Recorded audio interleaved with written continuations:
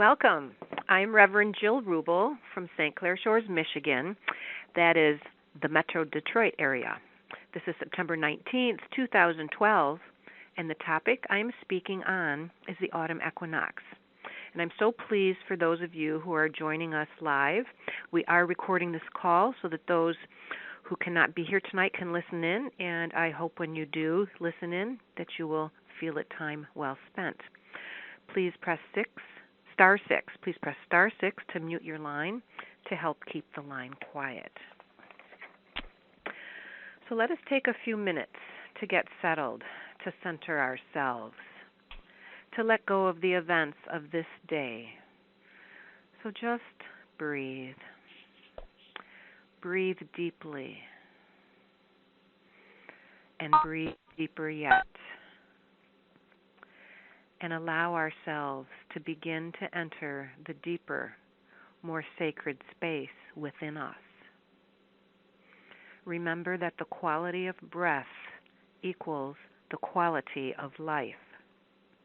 When we breathe in fully, in a balanced way, our creativity, our individuality is able to flow. And when our breath is restricted, so are we. Breathing deeply, inhaling, and exhaling, fully, completely. That's right. And let us imagine that we are joining together sacred heart to sacred heart. And with each breath in, connecting heart to heart. And with each breath out, releasing the day. Breathing in and breathing out. That's right. Being here right now, allowing this time just for you. Let our intention be that we may deepen our connection to the divine, and may this sharing serve each of us individually on our spiritual journey, and may it serve our communities, may it serve our planet, and so it is.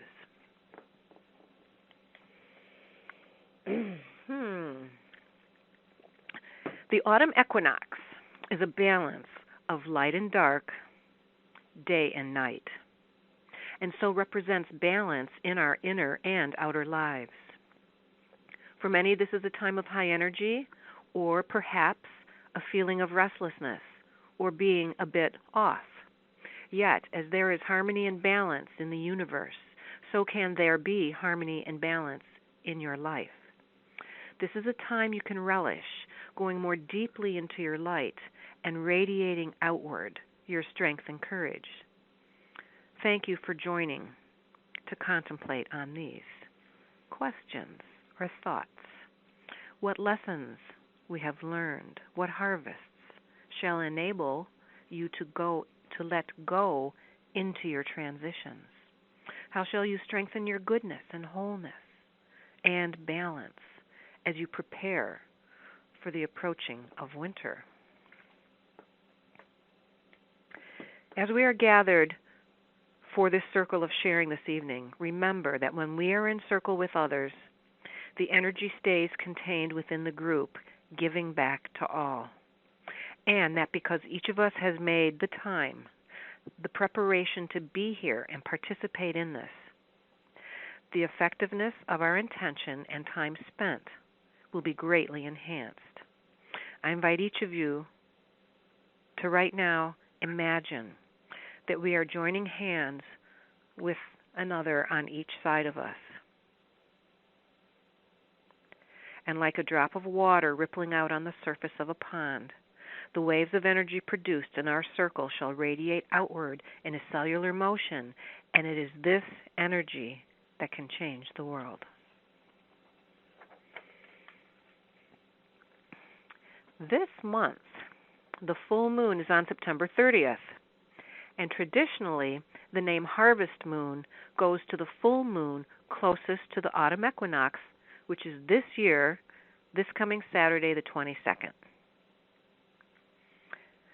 Sometimes it occurs in October, once or twice a decade, And sometimes the September full moon has been called the corn moon. The harvest moon in the United States tends to wax fully in the early morning, so ritual and celebrations are appropriate the night before. The autumn equinox is a magical time of balance and plenty, a turning point in our annual cycle of inner growth.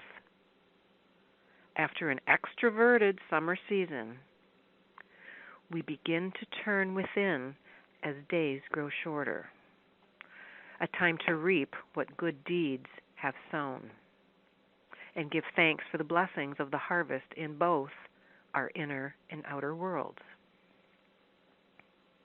At this time, the sun rises true east and sets true west.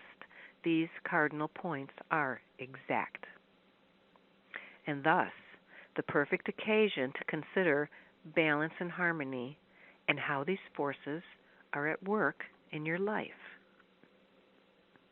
and finding the middle ground between seeming polarities, the masculine or feminine, good, bad, right, wrong, liberal, conservative, attracting relationships of a much higher nature, letting go of those that constrain us.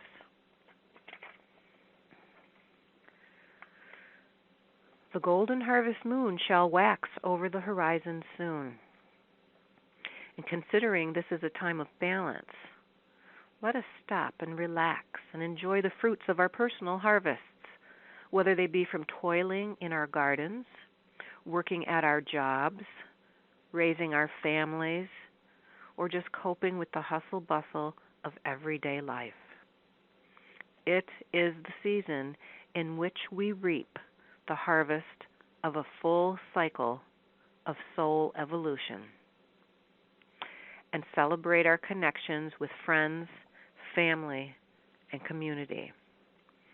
It is a time to enjoy what can be a sacred season and to take time to reflect on this. Each year, the earth dances in cycles with the sun and moon, creating alignments with special significance as seasons change and souls evolve. There are many people who ignore the rhythmic and seasonal changes throughout the year, trying to keep on with the same routine while all of nature ebbs and flows. Can you imagine continuing such extroversion as a summer season throughout the fall and throughout the winter and throughout the spring? I mean, there's a clear demonstration that we can flow or resist, but there are those that we notice, and it could be ourselves on occasion, when we resist, and our flows and ebbs within the cyclical and seasonal changes, doing and being, just don't work well. Since ancient times, the spring equinox has guided the planting of crops and the seeding of dreams. At the autumn equinox, we gather for the bounty of the harvest, a time to take note of completion, culmination, transition. And we give thanks for our blessings and prepare for the coming winter.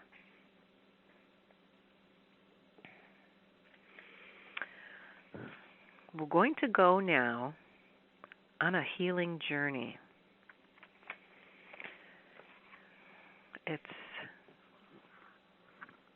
You're going to meet the Lady of the Lake, and we are going to journey up the mountain. So if you aren't in a comfortable position right now, please just let yourself sink into your chair with your arms and legs uncrossed if you feel comfortable to do so, and just enjoy this. And do know as you begin your journey that you are on a healing journey. You shall encounter helpers along the way, and you shall meet Morgan Le Fay, Queen of the British Fairies, and the Lady of the Lake, who appears in Arthurian tales. Closing your eyes and begin taking in slow, deep breaths. And with each deep breath, your thoughts become clearer. And with each breath in, you breathe in relaxation. And with each breath out, you breathe out tension. That's right. Easily, gently, breathing in relaxation and breathing out tension. Clearer. You are safe right here, right now, in this place. It is a beautiful autumn day, bright sunshine, blue skies. The perfect breeze caresses your skin. You are walking across a green meadow, and you feel the crisp air and smell the rich earth. You are drawn to a patch of wildflowers, and your pace quickens as you get closer. Only then do you realize its beauty.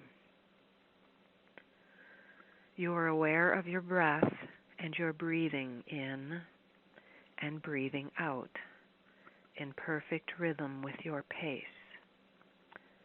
You sense that this is a place of power, and you are allowing yourself just to be here, to allow yourself this time just for you.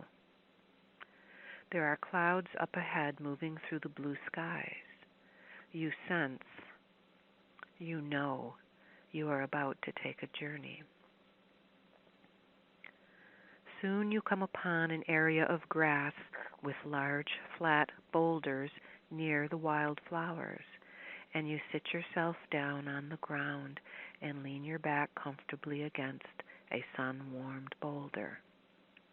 Basking in the sunshine, thoughts crossing your mind. Where am I? Do I really know the way? How will I get home?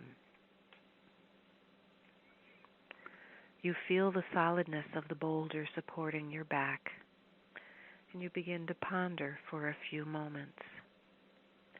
I have many gifts and joys and harvests of the summer. There has been completion, both large and small, and I am grateful. Take a few moments in silence to explore these. Breathe deeply.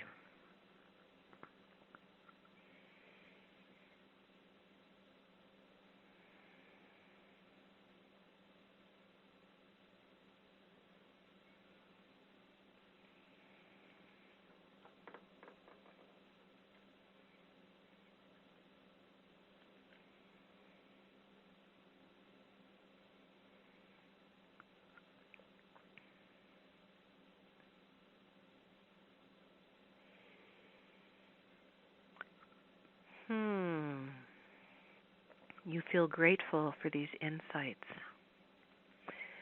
and you get up and you continue walking along the meadow path, breathing in and breathing out, sure-footed, clear-headed, savoring the surrounding beauty and magnificence. And the trail begins to turn and become a bit steeper and spiraling. You're becoming a bit tired again, and there is a place where you can sit and take a break. Once you are breathing steadily and rhythmically, thoughts begin to cross your mind. This season's harvest brought many good things to me, and I feel my inner light radiating outward into my strength, into my courage, and into my wisdom. How can my harvest balance my shortcomings? How can my harvest balance my weaknesses? How can my harvest balance my relationships? Take a few moments in silence to explore these. Breathe deeply.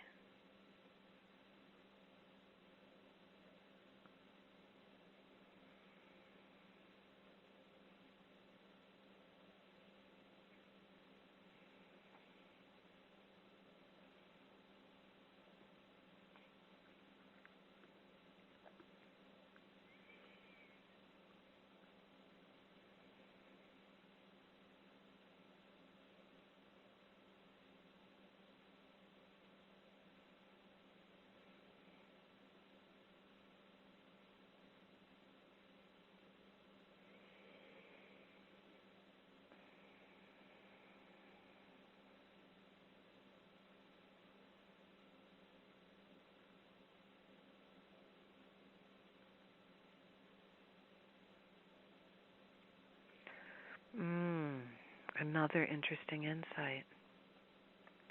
And so you continue walking. The trail is much steeper now, and it is a struggle to keep up the pace, although you do feel clear and calm inside. You come around a corner of massive pine trees, and you look down upon the lake below and see the shoreline. This is a good place to rest, with a view, and you lean against a massive tree trunk that supports your back and head. Looking into the distance, again, you begin to ponder some thoughts that cross your mind.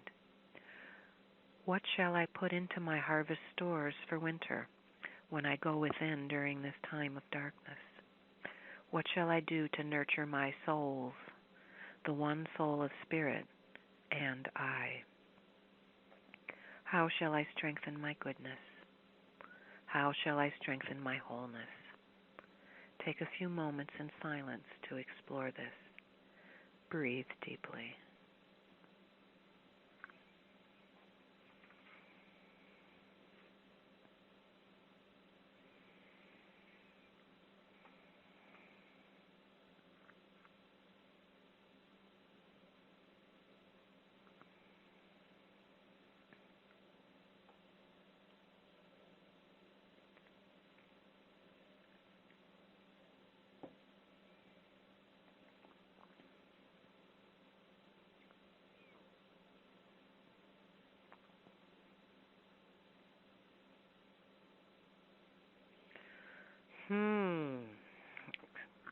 Good.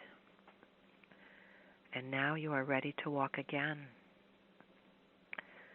Feeling rested and paying attention to every step, you journey in greater confidence and joy until you reach the edge of the shore and look over towards an island.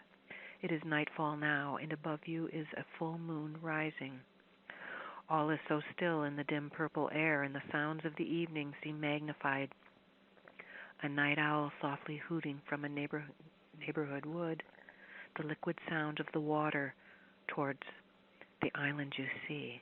It is half hidden by a mist, and the moon is shining through a filmy veil of white around it, translucent, opalescent light that seems to come from another world. And now, out of the swirling mist, comes something moving towards you. It is a small boat, and it is gliding swiftly but smoothly onto the shore, and yet there is no one aboard. It seems steered by some magic will of its own. You gaze in fascination as the boat approaches the very place where you stand at the shoreline edge, and you know, as it comes to rest, bobbing gently on the water, that it has come for you.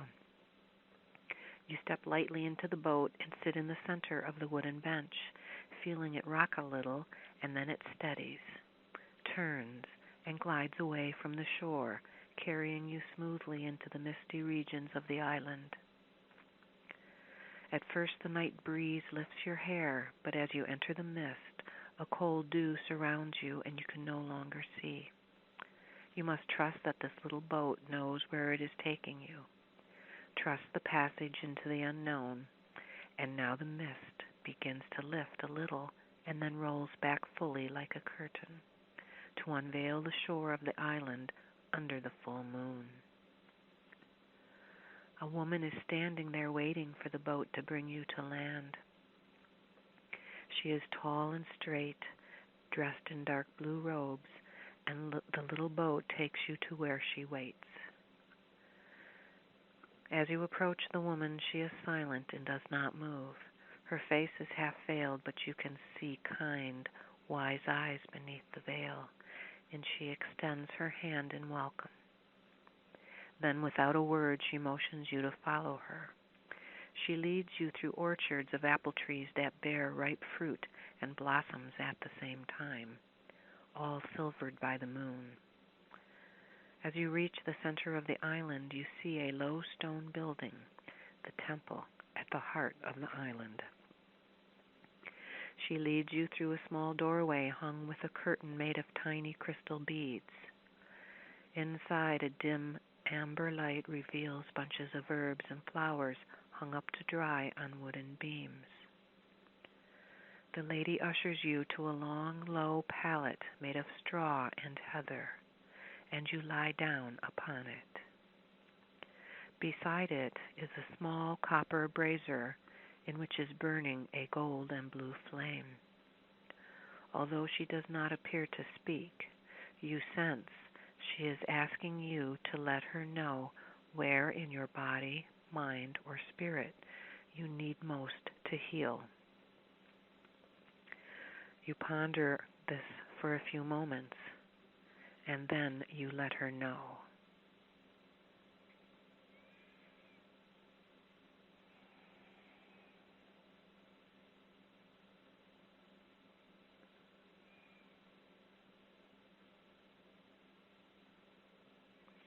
She picks up a large, shallow wicker basket and takes from it certain things: sprigs of herbs, roots, glittering stones, maybe some other things, and she lays them on your body where they most need to go. Maybe where you have told her there is a problem, maybe other places besides. Notice where she places them.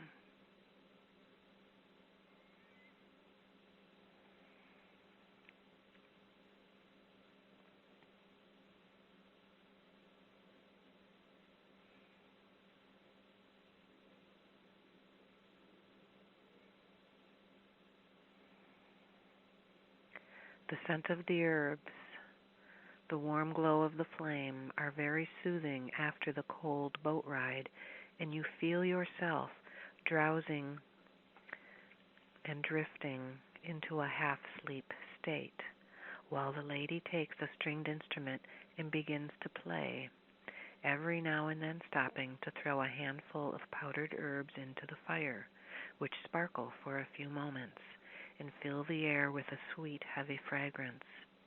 And the herbs lull you into a dreamy state, and you half wonder if you hear the lady singing, and time no longer exists, and you drift away feeling very sweet and peaceful.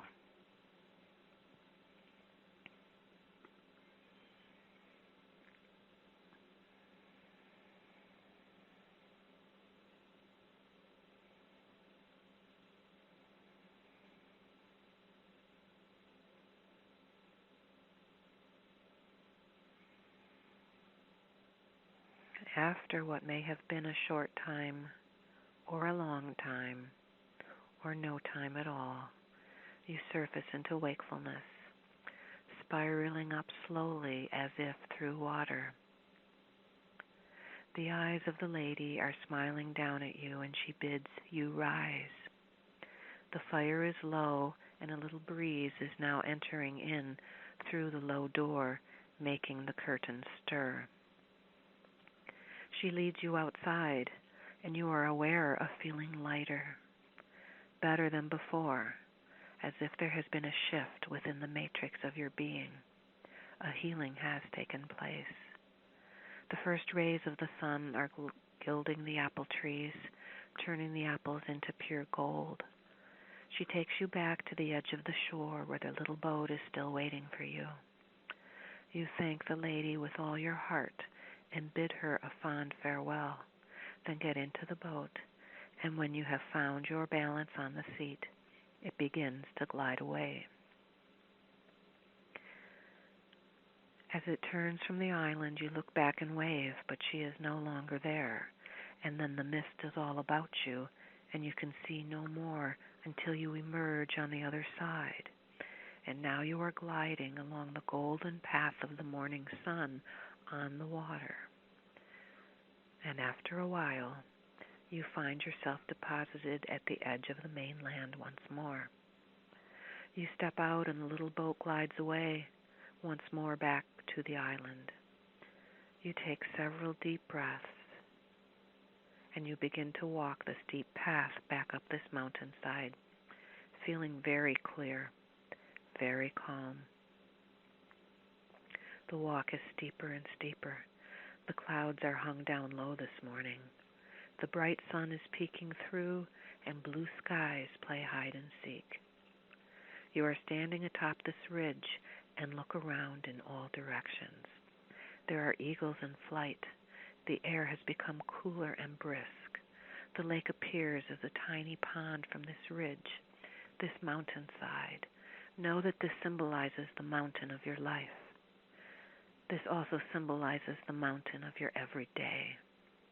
You climb the mountain every day, whether you know it or not. Be aware of everything. Your breath, the air, the trees and clouds, the view around you.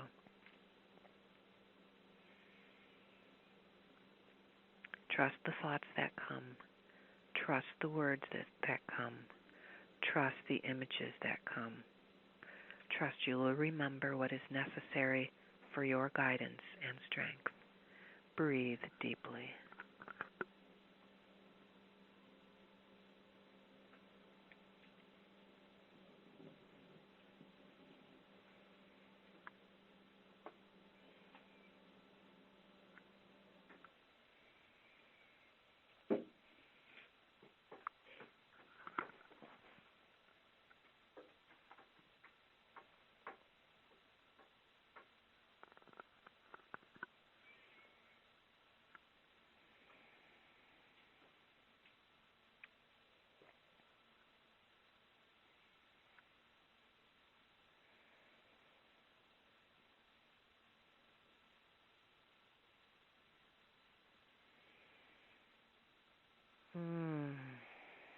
Yes. And now you begin your walk back down and toward the meadow, allowing yourself just to be breathing in and breathing out in rhythm with your pace, rhythmically, calmly, peaceful. Your walk back along the winding path down toward the meadow is much easier. Your heart and spirit feel lighter and joyful. You feel grateful. You are more clear on who you are, who others are. You will get home before dark, and you have reached flat ground. There is harmony and balance in the universe, and so there shall be in your life. Focus on your body, on your breathing. Returning, remembering, refreshed and revitalized, feeling wide awake, returning, wiggling, moving, remembering, refreshed and revitalized. Returning, remembering, refreshed and revitalized. I hope everyone is back by now, embodied, and I will continue on now with the question, what shall we do and how will we be this winter of darkness? I will ask the question, if you were to monitor one weekday in your life, what would it look like? Have you been making any time for you, or are you a borderline martyr? Are you living your life, or are you merely existing? It is through our connection to our light that we know things beyond what the visible world can tell us. We are all beings of light. And as spiritual beings, it is our spiritual practice that arrives us to who we are meant to be. At this time, we are living amidst such large-scale changes in the world, unpredictable events, tragic, horrible. Some are intentional, some are random. The only way that we can get through these things is our connection to our inner light, where, when we go deep into our being, this is the only place where the peace is, where the calm is, where the tranquility or balance is. It is only when we go and access this deep, inner, sacred space, tuning into our divine light, our wisdom, love, forgiveness, creativity, and imagination. It's all there deep in that stillness. Only this way are we able to survive in such an unpredictable world. Only Only this way can we, as a network, a circle, be the change. Only this way can we create new beginnings from the endings that are unpredictable and rock us to our core. Our light, pure light, transforms and heals. It's who we become that changes the world, not what we do.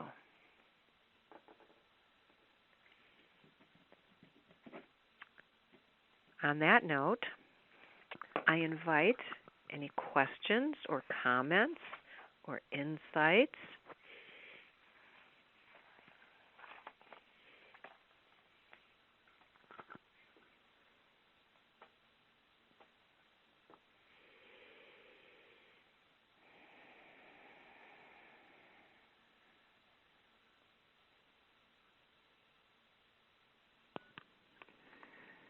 About a correlation.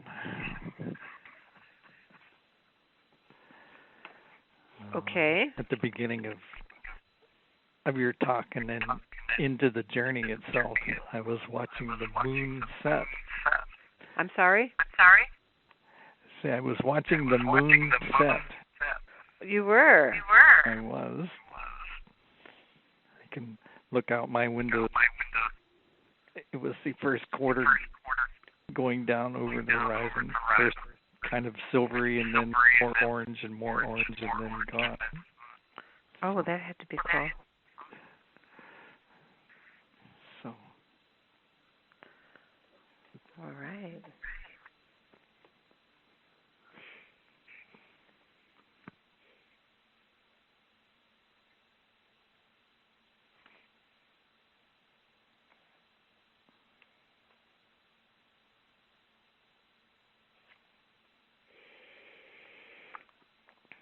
Jill, it's Judy. Yes. On the journey, one of the things that I became profoundly aware of with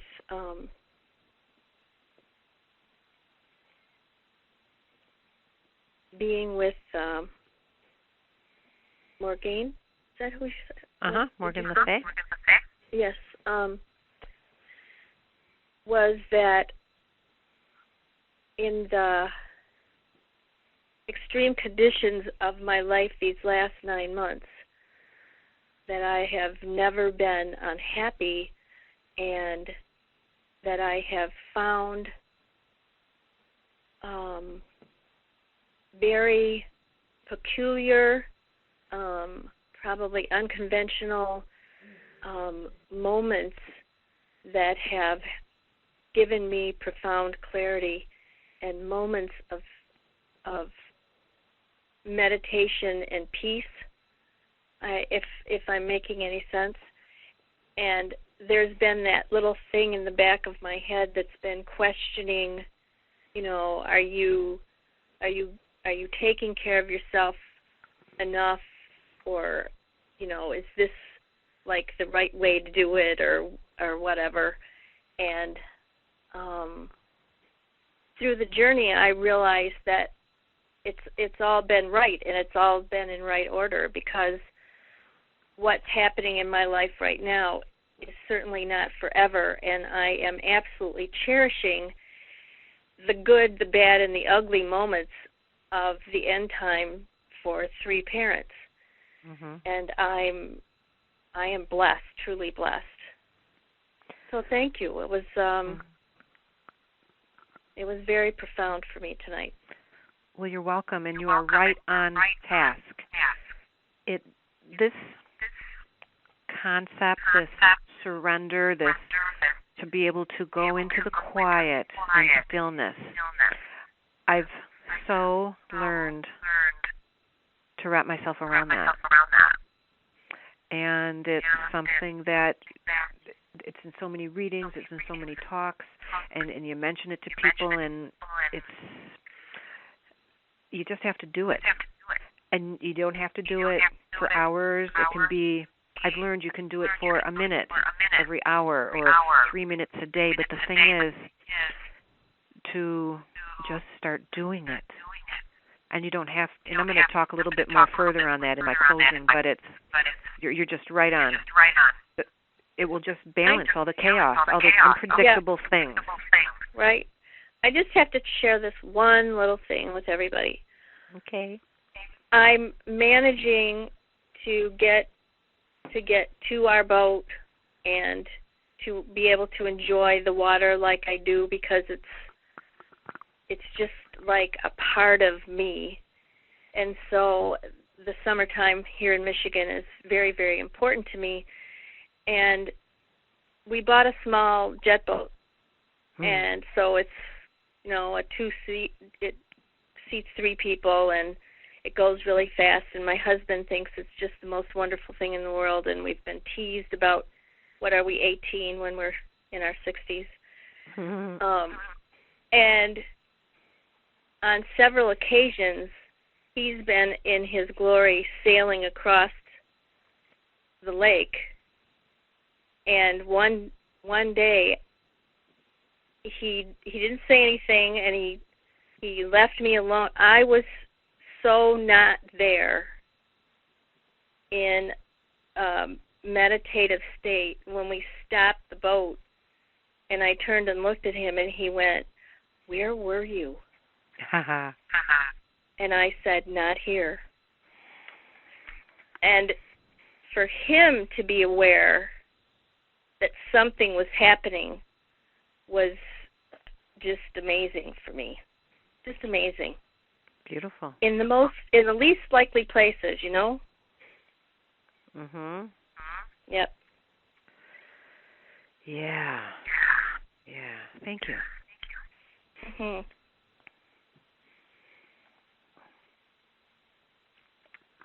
Anything else from anyone?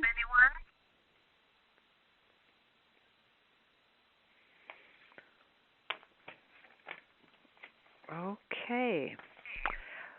Well then, thank you for your comments. I appreciate it.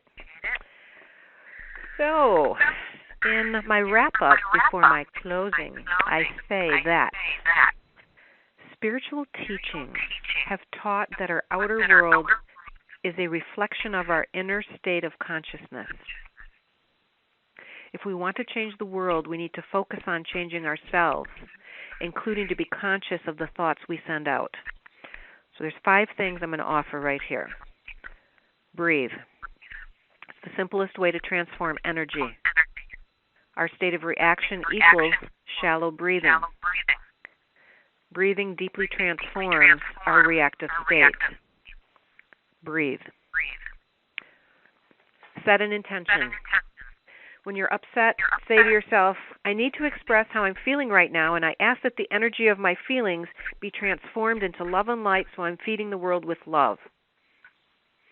Of course, it can be phrased probably much less than that, but when we are upset, we want to express them always. What would Jesus do? Whatever, those different cliche phrases. But set an intention when you're upset that you want those feelings to be transformed so that you're feeding the world with love and light. Set an intention. Use the power of words. Spiritual traditions teach words are vibrations, and the words used affect our lives. Abracadabra is I'm not sure how to say it, Aramaic phrase. Abrac ad habra. And means I will create as I speak. Then, of course, you have Cinderella's fairy godmother, uses words that were the energy of love, abracadabra and fiddle-dee-dee, symbolic of how she transformed what she had on hand. Use words that remind you of your energy of love and your inner light. Use the power of words. Be grateful. This always transforms your current state of consciousness. It will always bring you into the present moment. It's being mindful because you're paying attention, and it opens your heart.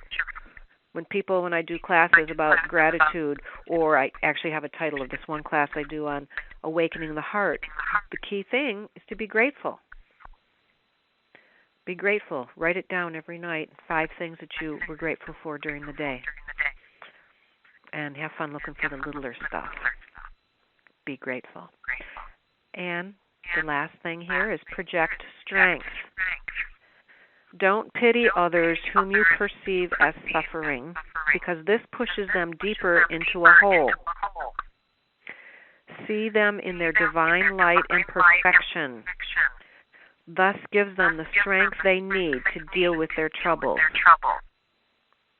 Project strength.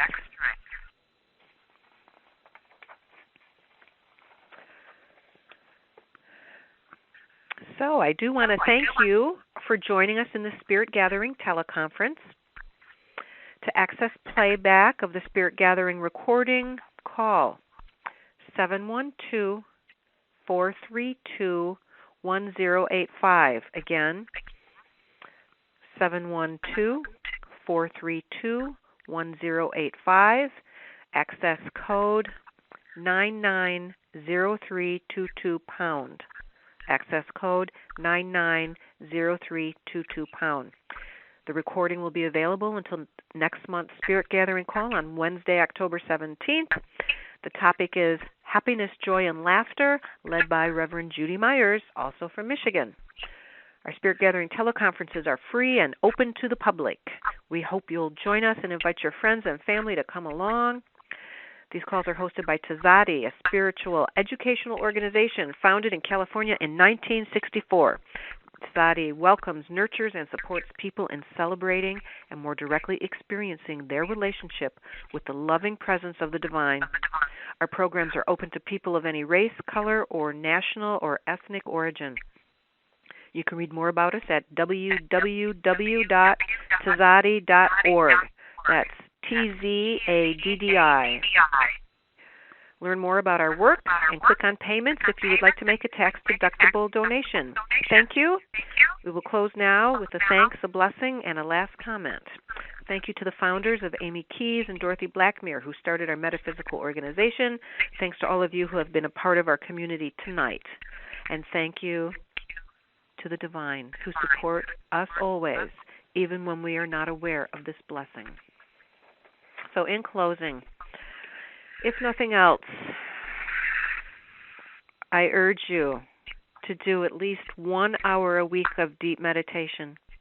Think deep, think deeper, to slow down the brain waves from the beta state to theta, which is the sacred, holy, spiritual space. Of course, you could do it every day, but at least 1 hour. Making the time through preparation, which is something people in this country don't have a tendency to do because people try to fit it in or rush through it. But making the time through intentional preparation. And all you need to do is set your intention to simply be still, experience your eternal self upon a state of inner peace. Receive whatever comes from being in this state of self, capital S-E-L-F. Go deep, go deeper. Don't ask questions, just be. As you rest in yourself and your spiritual light. Even throughout the day, 1 minute, 2 minutes, when you think of it, when you need it.